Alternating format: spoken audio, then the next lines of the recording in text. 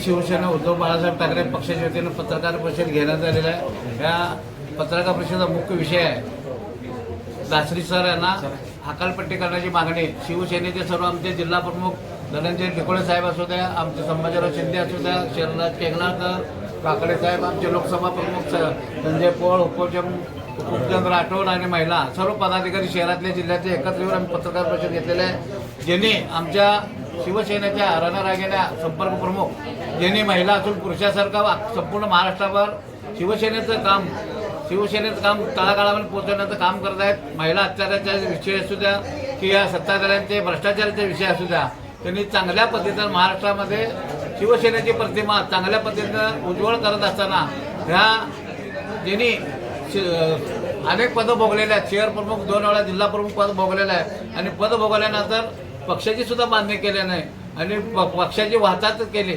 महापालिकेला 0 रिझल्ट दिला आणि लोकसभेला आर्थिक व्यवहार केल्यामुळं शिवसेना सगळ्याच्या माध्यमातून उद्धव साहेबांकडे आम्ही पक्षाच्या वतीनं मागणी करत आहोत की ह्या नचलदष्टाला ताबडतोब हकालपट्टी करण्यात यावी आणि हे पत्र आम्ही आजचं पत्र धनंजय ढिकोळे आणि संभाजीराव शिंदे यांच्याकडे देणार आहे। त्यांच्या माध्यमातून ते उद्धव साहेबांची पोच करतील आणि ताबडतोब सामन्यामधून हकालपट्टी व्हावं आमची सगळ्यांची मागणी आहे। लाईक करा, कमेंट करा आणि हो सबस्क्राईब करायला विसरू नका।